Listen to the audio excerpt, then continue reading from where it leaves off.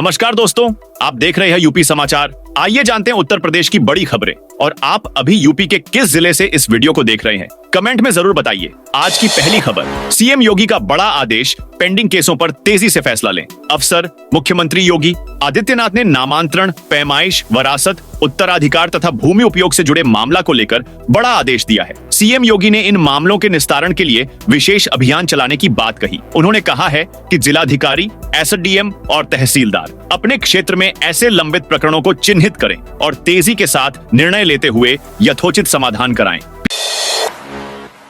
PM Awas Yojana के लाभार्थियों के लिए अच्छी खबर। प्रधानमंत्री आवास योजना के लाभार्थियों के लिए अच्छी खबर है। यूपी सरकार ने योजना में पात्रों को पैसा देने के नियमों का सरलीकरण कर दिया है। निकाय स्तर पर चयनित होने वाले पात्रों को अब सीधे राज्य मुख्यालय से उनके खाते में पैसा दिया जाएगा। मुख्यालय पहले जिलों को पैसा देता था, इसके बाद स्थानीय स्तर पर पात्रों के खाते में पैसा दिया जाता था। इसके चलते पैसा मिलने में काफी समय लग जाता था।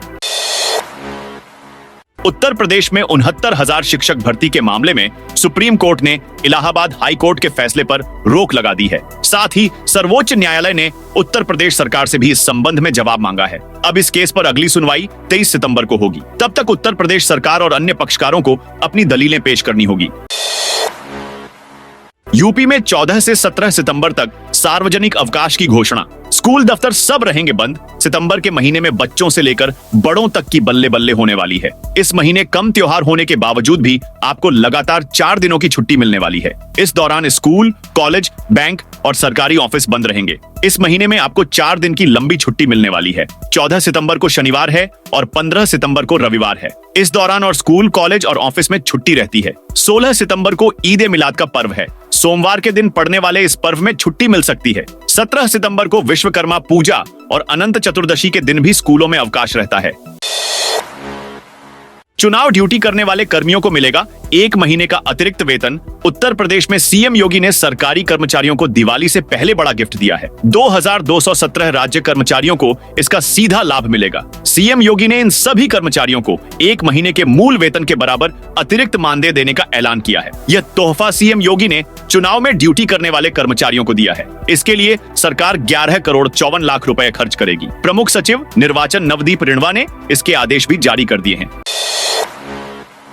दिल्ली से वाराणसी जा रही वंदे भारत एक्सप्रेस रास्ते में हुई खराब, टोचन कर खींची। नई दिल्ली से वाराणसी जा रही वंदे भारत एक्सप्रेस सोमवार सुबह तकनीकी खराबी के कारण अचानक रास्ते में ही खराब हो गई। इटावा जिले के भरथना और साम्हो के बीच ट्रेन रुक गई। ट्रेन के खराब होने के बाद यात्रियों को काफी परेशानियों का सामना करना पड़ा। करीब 3.25 घंटे तक डाउन लाइन पर यातायात बंद रहा, जिसकी वजह से आधा दर्जन ट्रेनों को पीछे के स्टेशनों पर रोका गया। इटावा से मालगाड़ी का इंजन मंगाकर वंदे भारत को स्टेशन पर लाया गया।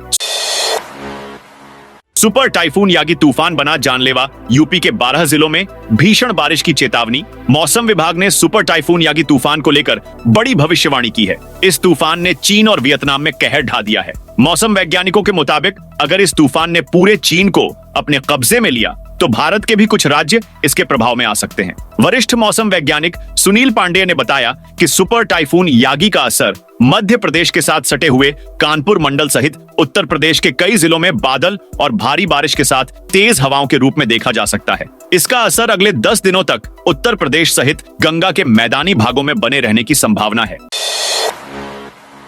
आजम खां की पत्नी को कोर्ट से मिली बड़ी राहत। सपा के राष्ट्रीय महासचिव मोहम्मद आजम खां की पत्नी और पूर्व सपा विधायक तजीन फातिमा पर लगा बिजली चोरी का केस अदालत ने खत्म कर दिया है। एमपी एमएलए मजिस्ट्रेट कोर्ट ने यह फैसला तजीन फातिमा द्वारा 32 लाख का समन शुल्क अदा किए जाने के आधार पर सुनाया है।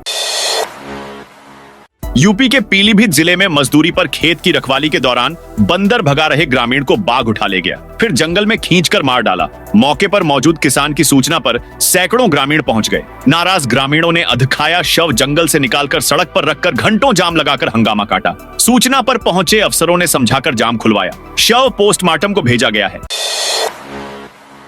यूपी के सुल्तानपुर में लूट के एक मामले के आरोपी मंगेश यादव की पुलिस से मुठभेड़ में मौत पर विपक्ष के आरोपों के बीच उत्तर प्रदेश के पुलिस महानिदेशक डीजीपी प्रशांत कुमार ने सफाई दी है। प्रशांत कुमार ने अखिलेश यादव द्वारा लगाए गए आरोपों को निराधार बताते हुए कहा, पुलिस किसी की जाति देखकर कार्रवाई नहीं करती। आपको बता दें कि सुल्तानपुर जिले में पिछले महीने एक सर्राफा व्यवसायी की दुकान में डकैती के मामले में आरोपी 1 लाख रुपए का इनामी बदमाश मंगेश यादव पिछले बृहस्पतिवार तड़के राज्य पुलिस की स्पेशल टास्क फोर्स के साथ मुठभेड़ में मारा गया था। सपा ने इसे जाति देखकर की गई फर्जी मुठभेड़ करार दिया था। महाकुंभ 2025 के मद्देनजर बड़ा फैसला लिया है। सीएम योगी ने श्रद्धालुओं पर्यटकों के बेहतर अनुभव के लिए फैसला लिया है। श्रद्धालुओं की मदद के लिए कुंभ मेला मित्र तैनात होंगे। कुंभ मेला क्षेत्र में और बाहर 1000 से अधिक कुंभ मेला मित्र तैनात होंगे। स्वयं सेवक और पुलिस कर्मियों को स्किल ट्रेनिंग दी जाएगी। 6000 से अधिक पुलिस कर्मियों को स्किल ट्रेनिंग मिलेगी। नोएडा में 5500 करोड़ रुपए का निवेश करेगी आइकिया कंपनी। आइकिया रिटेल का परिचालन करने वाली इंका समूह की इकाई इंका सेंटर्स भारत में नोएडा में लाइकली ब्रांड के तहत अपना दूसरा मीटिंग प्लेस स्थापित करने जा रही है। आइकिया का मॉल नोएडा के सेक्टर 51 में करीब 48,000 वर्ग मीटर में बनेगा। इसमें करीब 5500 करोड़ रुपए का निवेश होगा और करीब 9000 लोगों को रोजगार भी मिलेगा। कानपुर में फिर ट्रेन पलटाने की कोशिश, ट्रैक पर गैस सिलेंडर से टकराई कालिंदी एक्सप्रेस। साबरमती एक्सप्रेस बेपटरी होने और फर्रुखाबाद में हादसा टलने के बाद रविवार को एक और ट्रेन पलटाने की कोशिश नाकाम हो गई। रविवार देर शाम भिवानी जा रही Kalindi express Anwarganj Kasganj railway line पर बर्राजपुर और बिल्हौर के बीच ट्रैक पर भरे एलपीजी सिलेंडर से टकरा गई। तेज धमाके के बाद लोको पायलट ने ट्रेन रोक दी। फिलहाल किसी नुकसान की सूचना नहीं है। घटनास्थल पर पेट्रोल से भरी बोतल, माचिस और एक संदिग्ध झोला मिला है। उसमें बारूद और माचिस रखा हुआ था। इंडियन क्रिकेट टीम के तेज गेंदबाज मोहम्मद शमी के गांव में बनेगा स्टेडियम। क्रिकेटर मोहम्मद शमी के गांव साहसपुर अलीनगर में खेल मैदान बनाने के लिए कवायद शुरू हो गई है। इस मैदान का निर्माण उत्तर प्रदेश राज्य निर्माण सहकारी संघ लिमिटेड को दी गई है। उधर युवा कल्याण विभाग जमीन के हस्तांतरित होने का इंतजार कर रहा है। ग्रामीण स्टेडियम का निर्माण 5 करोड़ रुपए की लागत से होगा। स्टेडियम में 200 मीटर का रनिंग ट्रैक और एक बहुउद्देशीय हॉल का निर्माण भी कराया जाएगा। बरेली में रातों रात खड़ी कर दी आर्टिफिशियल मीनार। बरेली में किला थाना क्षेत्र के मलुकपुर में मस्जिद में रातों रात अवैध निर्माण कर 3 मीनारों को खड़ा कर दिया गया। आसपास के लोग सुबह जब उठे तो मस्जिद पर मीनार देखकर हैरान हो गए। जैसे ही इसकी सूचना हिंदू संगठनों को हुई तो मौके पर हड़कंप मच गया। दरअसल मस्जिद में आर्टिफिशियल मीनार खड़ी कर दी गई थी। मौके पर बवाल मचा, जिसके बाद मस्जिद के अवैध निर्माण को तोड़ दिया गया। पुलिस की मौजूदगी में दिन भर अवैध निर्माण को तोड़ा गया। इलाके में तनाव का माहौल देखते हुए पुलिस बल तैनात किया गया है। पेशी से फरार हुआ कर्मचारी नेता 13 दिन बाद गिरफ्तार। पेशी के दौरान पुलिस को चकमा देकर फरार हुए कर्मचारी नेता राजकुमार कनौजिया को वजीरगंज पुलिस ने रविवार को गिरफ्तार कर लिया। इंस्पेक्टर वजीरगंज दिनेश चंद्र मिश्रा ने बताया कि आरोपित नेपाल फरार हो गया था। दोस्त से फोन पर रकम मंगवा रहा था। इंस्पेक्टर ने बताया कि राजकुमार कनौजिया मूल रूप से बस्ती के मेहरीपुर का रहने वाला है। यहाँ मड़ियाव गांव में रहता है। जानकीपुरम पुलिस ने धोखाधड़ी के मामले में जेल भेजा था। उसी मामले में 27 अगस्त को पेशी पर आया था। तभी पुलिस को चकमा देकर फरार हो गया। पुलिस ने तलाश में 3 टीम लगाई थी। यूपी मेट्रो में भर्ती का विज्ञापन निकला। फर्जी अफसरों ने बताई पूरी सच्चाई। Uttar Pradesh metro rail corporation के नाम पर फर्जी भर्ती का विज्ञापन इंटरनेट मीडिया पर जारी किया गया है। जालसाज फर्जी भर्तियों के विज्ञापन के जरिए आवेदकों के साथ ठगी करने का प्रयास कर रहे हैं। युवा इससे सावधान रहें। मेट्रो अधिकारियों का दावा है कि वह इस तरह भर्तियों का विज्ञापन जारी नहीं करता है। यूपी में आरटीओ के 34 काम अब होंगे ऑनलाइन। उत्तर प्रदेश के लोगों के लिए बड़ी खुशखबरी है। अब आरटीओ से संबंधित 34 काम करवाने के लिए उन्हें आने वाले दिनों में कार्यालय जाने की जरूरत नहीं पड़ेगी। घर से बैठे बैठे ये काम ऑनलाइन हो जाएंगे। परिवहन विभाग इसके लिए जल्द नई व्यवस्था लागू करेगा। दरअसल सीएम योगी आदित्यनाथ ने हाल ही में परिवहन विभाग को निर्देश दिए थे कि ज्यादा से ज्यादा सेवाएं फेसलेस होनी चाहिए। इसके लिए परिवहन विभाग ने अधिकारियों की टीम गठित की। टीम ने विभाग की 34 ऐसी सेवाओं को चुना है जिन्हें फेसलेस किया जाएगा। वन विभाग के पिंजरे में कैद हुआ आदमखोर गुलदार। बिजनौर जिले के नूरपुर रोड पर शिकार की तलाश में आया एक गुलदार वन विभाग के पिंजरे में कैद हो गया। मौके पर पहुंची वन विभाग की टीम ने गुलदार का सुरक्षित रेस्क्यू कर उसको जंगल में छोड़ दिया। गुलदार के पकड़े जाने से लोगों ने राहत की सांस ली है। प्रदेश के लखनऊ में 3 मंजिला कॉम्प्लेक्स शनिवार दोपहर भरभराकर ढह गई। इमारत में दवा, मोबिल ऑयल समेत 4 गोदाम थे। कॉम्प्लेक्स जिस समय ढही उस समय 40 से अधिक लोग काम कर रहे थे। मलबे के नीचे दबने से 8 लोगों की जान चली गई और 28 घायलों को अस्पतालों में भर्ती है। कई घायलों की हालत गंभीर है। हादसे पर प्रधानमंत्री नरेंद्र मोदी ने शोक व्यक्त किया है। साथ ही घायलों के जल्द स्वस्थ होने की कामना की है। मृतकों के परिजनों ने पीएमएनआरएफ से 2 लाख रुपए दिए जाएंगे। साथ ही घायलों को 50,000 रुपए देने का पीएम मोदी ने ऐलान किया है। यूपी में मंकी पैक्स की स्क्रीनिंग के लिए जिलों में बनाई गई टीमें मंकी पैक्स से बचाव के लिए जिलों में टीमों का गठन कर दिया गया है। चिकित्सा एवं स्वास्थ्य विभाग इसे लेकर पूरी तरह सतर्क है। डॉक्टरों व पैरामेडिकल स्टाफ की यह टीम जिलों की सीमा पर तैनात रहेगी और बाहर से आ रहे लोगों की लक्षणों के आधार पर स्क्रीनिंग करेगी। अगर कोई संदिग्ध रोगी मिलता है तो तत्काल सैंपल लेगी और उसे केजीएमयू के माइक्रोबायोलॉजी विभाग जांच के लिए भेजेगी। मध्य व पश्चिम अफ्रीकी देशों में बड़ी संख्या में मंकी पैक्स से पीड़ित रोगियों को देखते हुए बचाव के उपाय किए जा रहे हैं। श्री राम जन्मभूमि तीर्थ क्षेत्र ट्रस्ट के अध्यक्ष महंत नृत्य गोपाल दास मेदांता में भर्ती। श्री राम जन्मभूमि तीर्थ क्षेत्र ट्रस्ट के अध्यक्ष महंत नृत्य गोपाल दास की तबीयत लगातार नाजुक बनी हुई है। इसके पहले उनका इलाज ग्वालियर में किया जा रहा था, लेकिन खासा सुधार न होने पर अब उनको लखनऊ में भर्ती कराया गया है। डॉक्टरों की एक टीम की ओर से उनके स्वास्थ्य की स्थिति पर लगातार नजर रखी जा रही है। महंत नृत्य गोपाल दास अभी 86 साल के हैं।